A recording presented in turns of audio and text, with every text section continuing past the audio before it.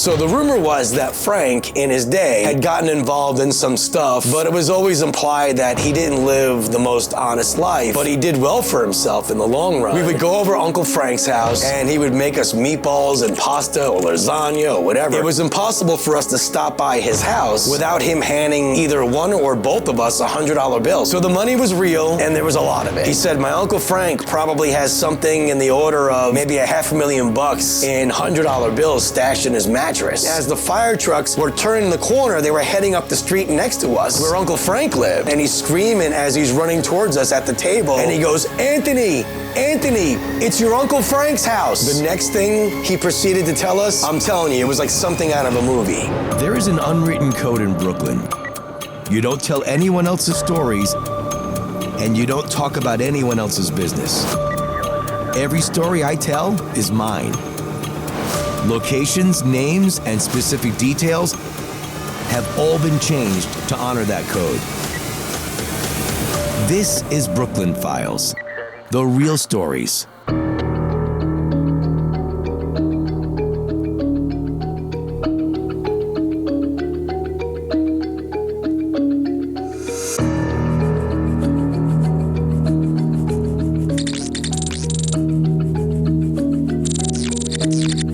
Growing up in New York City, especially in the 70s, 80s, and 90s, a lot of people just used cash, especially in the Italian, the Irish, and the Jewish communities. I'm not exactly sure why.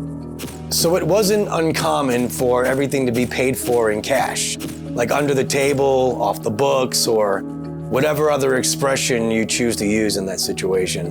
And I remember growing up in Brooklyn, you never saw a credit card. Like my mom didn't have them. Everybody just walked around with a big wad of cash, even us kids. Credit cards were for doctors and lawyers and buttoned up business guys. Like it wasn't the street guys that would do that. They would always use cash. It was harder to track. My father would do it, my relatives, my friends' dads, uncles, they would all walk around with this gigantic wad of bills in their pocket, and it was just the way it was. Sometimes you'd see this wad of cash wrapped up in a rubber band, like it was so big they had to keep it, held together. If you had a lot of money, the expression they would use back in those days was a big ass. Like you had a big ass if you had a lot of money because you had this gigantic wad of money in your back pocket, or like your wallet was so big, hence the expression, it made your butt big. In those communities, it was also not uncommon to hear about stories of people keeping large amounts of money in their mattress. A lot of people think that it's just an expression, like keeping money in your mattress. But in Brooklyn, in those days, it was a real thing. People really did it. And we're talking large sums of money too, like something like hundreds of thousands of dollars in large bills stuffed in mattresses. And I guess the mentality of these people was that you can't be robbed in your sleep if you're sleeping on it. Like you'd have to wake up if somebody was trying to rob you. But with that comes the obvious risk of having a large amount of money that could be physically taken. So it's easier for someone to come into your house or apartment and physically steal your entire life savings. Also in those days, the people with the most money were the most average looking people. Like these usually weren't the flashy people that had all the money. They were the ones driving the average car and wearing the average clothing, and like their cars were dirty. These were usually very unassuming people. Now that brings me to my friend's uncle, whose name was Frank. The year was 1993, I was 24 years old, and my best friend at the time was Anthony. Anthony and I would always hang out, and we were part of a larger group of friends, but me and Anthony were mainly the two that would always do stuff together. First thing in the morning, after breakfast, and I know this sounds ridiculous, I would head over to Anthony's house, and we would already start drinking. Like we'd put the football game on or whatever. We'd hang out all day into the evening. Sometimes we'd go to clubs at night. Sometimes we would hang out at his house and our friends would come over and then we'd have this big get together. We had a lot of fun in those days. Anthony had an uncle. His name was Frank, as I was saying, and Frank was the older brother of Anthony's mother. Frank lived just a few blocks away from Anthony, so he was right there in the neighborhood. He lived in this small detached house. It looked like nothing. So Frank would come over Anthony's house and hang out with Anthony's mother sometimes, and that's how I got to know him, because we saw him a lot that way. Or we would go by Uncle Frank's house, and we'd pay him a little visit, whatever. And he liked when we would stop by his house. He was this lonely old man, basically. He was never married, nor did he have his own kids, or even a pet, for that matter. So Anthony was like the closest thing to a child that Frank had. So naturally, having no kids of his own, Frank would spoil my friend Anthony a lot. And by the way, I even called him Uncle Frank myself. That's just what we all called him. We would go over Uncle Frank's house, and he would make us meatballs and pasta or lasagna or whatever. And then we'd watch the ball game, drink some beers or some wine. Another thing that you should know about Uncle Frank is that it was impossible for us to stop by his house without him handing either one or both of us a $100 bill. It was just what he did. So the rumor was that Frank, in his day, had gotten involved in some stuff. We never really delved into that ever, but it was always implied that he didn't live the most honest life, but he did well for himself in the long run, and he lived a very simple life too, not very flashy at all. The man's house wasn't anything fancy. Like I said, it was just a few blocks away from where Anthony and his mother lived, and it was this old house with an old chain link fence surrounding it. It was even, a rusty fence, crooked sidewalk out front, and a rickety old driveway beside the house. This house was nothing to look at, and it was pretty small too, but it was paid for. Uncle Frank didn't believe in mortgages or banks, like I said, so he just bought the house cash back in the day, and God only knows how cheap that house was when he first bought it. When that neighborhood, for reference, was first being developed in the 1940s and 50s, homes were selling between $15,000 and $18,000, if that gives you an idea. So being the type of man that Frank was, he only used cash in every transaction, and he kept every bit of it in his mattress. And that was what my friend Anthony always told me. He said, my Uncle Frank probably has something in the order of maybe $500,000 in $100 bills stashed in his mattress. And this was obviously a risky thing to do, having that amount of money in your house. It means that anybody can come in and steal all that cash. So that was why Anthony's mom, Frank's sister, she was always nagging him, like on a regular basis. She was always telling him, like, Frank, I don't think you should keep that money in your mattress like that. Like, it's gonna go missing one day. She would say things like, put it in the bank, Frank, where it's safe.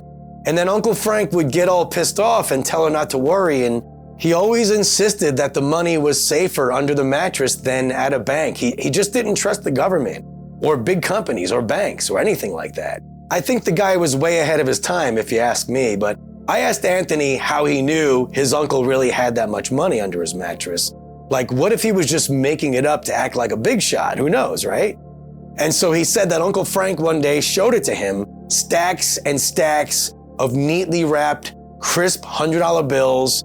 And Uncle Frank said to him, he says, if anything ever happens to me, make sure you grab all of this for yourself and your mom and don't let anybody else get to it. And that was his uncle's concern. He just didn't want anybody else getting their hands on this money. He was very protective of it.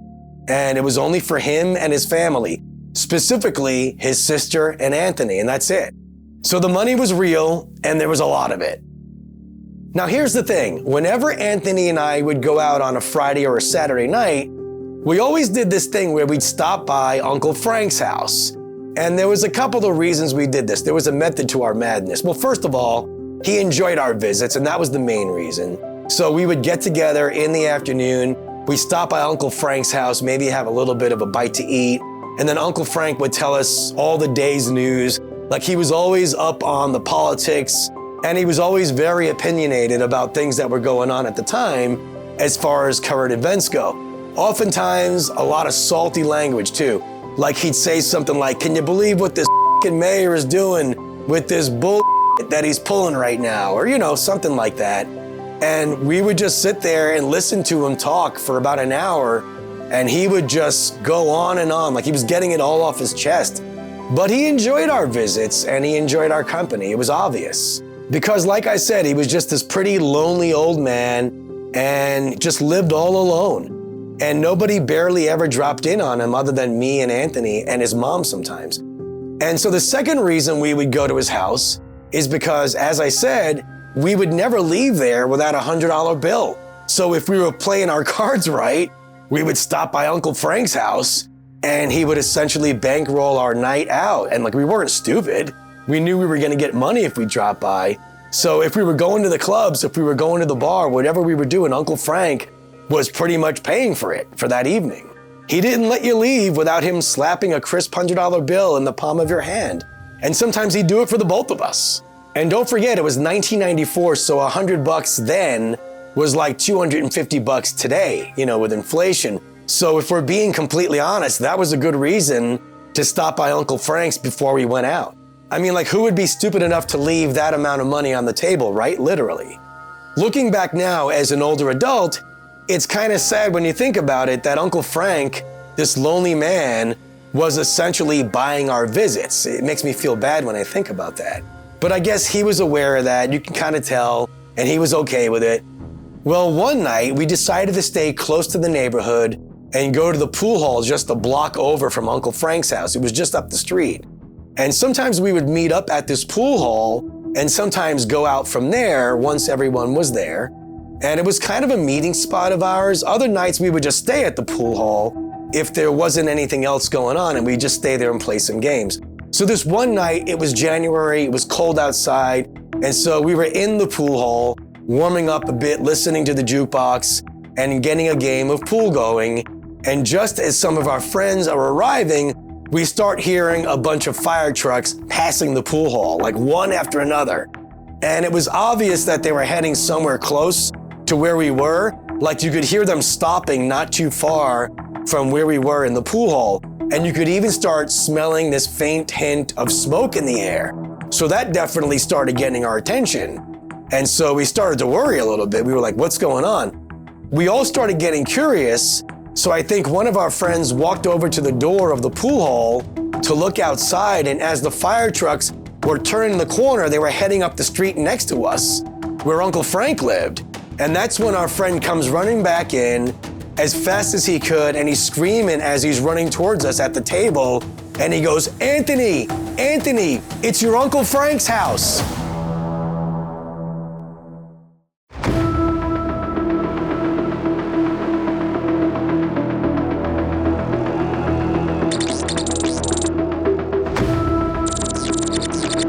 We hear the fire trucks approaching as we're at the pool hall, and our friend comes running into the hall, yelling at the top of his lungs. He goes, it's your Uncle Frank's house, Anthony, it's your Uncle Frank. We drop everything, we go running out the front door into the cold January night. We run up to the corner, and we could see about 6 or 7 houses down the block. There's this house fully engulfed in flames. We also saw several fire trucks, suggesting this was like this multi-alarm fire. This was huge. And we could see a couple of different engines and ladder companies in the middle of the street responding to this fire, and it was big. And as we got closer to the scene, we can tell that it was Uncle Frank's house that was on fire. We were horrified. I can't tell you the fear that we were feeling when we discovered that it was Uncle Frank's house. Our first thought was obvious, like, is he okay? Did he get out? So by now, multiple police cars are responding, and they're keeping people away from the scene, for safety. And all the neighbors are out on the block, like there's dozens of people out there. Everybody's watching. The 2 houses on either side of Uncle Frank's, they were both evacuated, and there was this massive scene on this street. Dozens of people outside watching. But in that crowd, we saw this sight that was like the biggest relief you could possibly imagine. It was Uncle Frank standing outside on the sidewalk a few houses down from his, and he's watching with the rest of the people, and he's talking to the neighbors. Everybody's asking him if he's okay, and obviously everyone was concerned with Uncle Frank's safety, and we were too, but we were so happy to see him alive. He actually appeared to be in decent spirits, surprisingly, considering that his house was completely ruined. It was obvious there was no coming back from this fire too. Like, you could see the upstairs exposed. You could see there were flames shooting out of every window. I mean, I don't think there was anything salvageable in this house whatsoever. So we worked our way through the crowd, and we were able to get to Uncle Frank, where he was talking with the neighbors.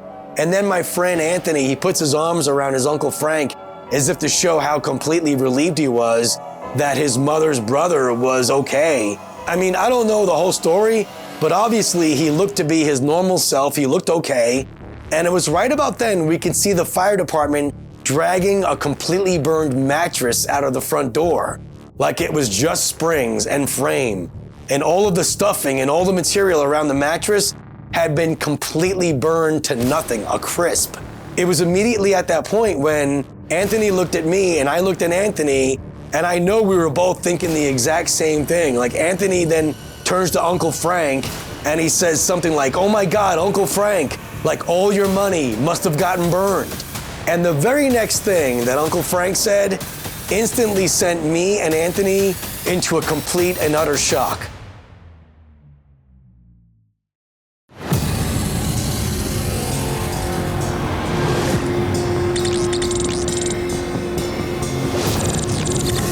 We're on the curb, standing with Uncle Frank on his street as his house is burning. I mean, it's obliterated. When we saw the mattress being dragged out of the front door by the firefighters, we immediately start asking Uncle Frank about all the money. Remember, this guy's got about $500,000 in cash stuffed in that mattress, or at least he did. And so the next thing he said couldn't have been any more shocking. He says, and I quote, "F it, let it burn. I did it on purpose." And me and Anthony were completely shocked. Like we looked at him, we looked at each other, but it was almost as if I couldn't believe what he had just said. Like, don't worry about $500,000? What? Almost as if I thought he was joking, or maybe I didn't hear him correctly. And Anthony said something like, "Uncle Frank, like you can't be serious." And then Uncle Frank said, "Anthony, I did it on purpose, it's fine." He then started talking quietly because remember, there's cops around not too far away, and he didn't want anybody to hear him. The next thing he proceeded to tell us, I'm telling you, it was like something out of a movie. I couldn't believe what he was saying. I didn't even feel like this was something that I should be listening to because I wasn't related to him or Anthony. So I felt like I was eavesdropping, but he was standing right there, a foot away from me, and he was telling us the absolute truth, and he said it in a low voice. And as hard as it was to hear, he said, "That money wasn't any good anyhow. It's better off burned," he said. And he proceeded to tell us that it wasn't the kind of money that you want to be found with in your possession, if you know what I mean. He didn't come right out and say it, but he was beating around the bush, sort of speaking in euphemisms, if you will, because again, the cops were nearby. But he was basically saying that the money wasn't authentic. He also said something to the effect that the proper authorities were moving in on him. He had gotten a tip from one of his friends who knew someone up in the ranks of one of those 3-letter government agencies where they investigate that type of stuff. He found out that he was days away from them getting a warrant to search his house. So he decided that it was best that nobody find out where the cash was hidden or that it was even in his possession. He looked as jubilant as a little kid, like almost as if he was experiencing this relief that you can't imagine. Like I've never seen anybody look so content and at peace with the fact that their house was just burning away 100 feet away. And it was incredibly odd. Like the whole thing was surreal. Along with the house was the potential evidence burning that would have put him away for maybe the rest of his life. When his house was burning, that was essentially freedom staring back at him. He was giving himself a new lease on life, like they had no evidence on him. Uncle Frank told Anthony and me not to mention anything to his mother, and of course we never did. I guess by telling us the truth about the money that night, you know, Uncle Frank was probably cleansing his conscience. He was cleaning his spirit, if you will. He was getting it all off his chest. So over the next few days, Uncle Frank moved into Anthony's house while he got himself situated. I think he stayed there a couple of months. And I guess the official story at that time was that Frank's mattress went on fire when he fell asleep with a cigarette in his mouth, because he was a smoker after all. And as for the money, he told his sister that he'd moved the money to a safer place before the fire happened. He just never had the heart to tell his sister that he was living this lie the whole time, and he didn't want her to worry about the money. We just all made a vow to Uncle Frank at that moment that we would just keep it all of our secret between the three of us. I don't think Uncle Frank was the one that actually manufactured those notes. My understanding is that he was possibly holding on to it for some other people that eventually got put away for some other things. And Frank decided to start using it when those people went away, and they obviously weren't getting out anytime soon. As for me and Anthony, like, we were just glad that we never got in trouble when we were out on the town spending Uncle Frank's money unsuspectingly. Like, we could never figure out how we got away with it. Maybe it was just some good product, but we were totally unsuspecting, like I said. So we would have been completely shocked had we been stopped when we were out spending that money, because we had no idea at the time. So we didn't know it wasn't real. And maybe we just got lucky, who knows? A few years later, Uncle Frank sadly passed away and took that secret to his grave. Good old Uncle Frank. We missed him a lot.